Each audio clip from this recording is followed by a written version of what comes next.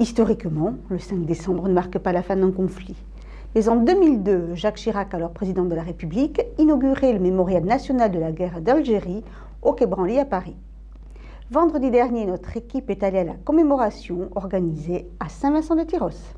Depuis 2002, le 5 décembre est le jour de commémoration officielle de la guerre pour l'indépendance de l'Algérie. À Tyrosse, les anciens combattants étaient présents pour leur rendre hommage. Cette fédération d'anciens combattants commémore le 5 décembre. C'est un rassemblement que je fais ici sur le plan cantonal avec 14 drapeaux de Saint-Vincent et des environs. Et j'ai vraiment à cœur et ça me fait vraiment plaisir de retrouver tout ce monde de combattants où nous sommes autour de 200 personnes. Je suis très heureux aujourd'hui d'avoir pu décorer 4 de mes camarades anciens combattants d'Afrique du Nord. Ils ont eu la carte de combattant uniquement cette année et ensuite un ancien combattant aussi qui vient d'avoir sa médaille militaire. Donc pour ce 5 décembre, nous avons 5 décorés cette année, le 5 décembre 2014. Et j'en suis très heureux, surtout dans un grand esprit d'union et d'amitié profonde. Je l'ai gagné au feu en Algérie. Les fans, pour les fans dans le groupe, quoi. Pour être décoré, il a fallu des années avant de l'avoir.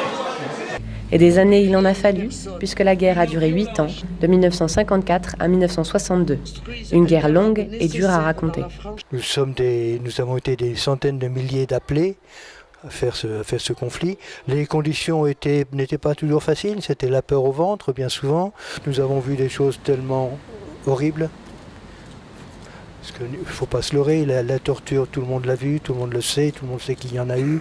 Des deux côtés, on a vu vraiment des scènes épouvantables. Donc c'est difficile de parler de cela, c'est difficile à faire comprendre. Difficile à faire comprendre pour des gens qui sont auprès de leur cheminée, les pieds dans les chaussons. J'avais l'impression que les métropolitains, ceux qui étaient restés en France, ne comprenaient pas le sens de ce conflit. Donc voilà. Donc c'est resté un petit peu en notre fort intérieur. On n'en a pas très peu parlé. De même que nos grands-parents n'ont pas parlé beaucoup de la guerre de 14, nos parents n'ont pas parlé de la guerre de 39 et nous on a très peu parlé de la guerre d'Algérie. Aujourd'hui, cette commémoration est le moment de transmettre un message fort aux générations futures. Nous, les anciens combattants, on n'est pas là à titre de revanchards, on n'est pas là parce que nous sommes des va-t-en-guerre, on n'est pas là parce qu'on est militariste, on est là pour faire passer un message de paix, de générosité, de réconciliation. Dans la période que nous vivons actuellement, il y a des risques de conflit, il y a des risques d'autres guerres, d'autres formes de guerre économique, le manque d'eau, la détresse des pays du Sahel et de toute l'Afrique en général.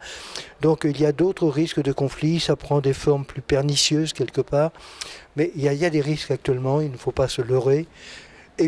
Évitons que cela ne se reproduise parce que la guerre n'apporte jamais rien. Donc le message que l'on veut passer auprès des jeunes générations et de celles qui n'ont pas connu ça, c'est surtout ne remettez jamais cela.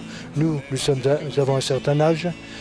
Bon, d'ici quelques années, nous ne serons plus là. Il faut que les jeunes comprennent qu'il ne faut plus la guerre. Voilà.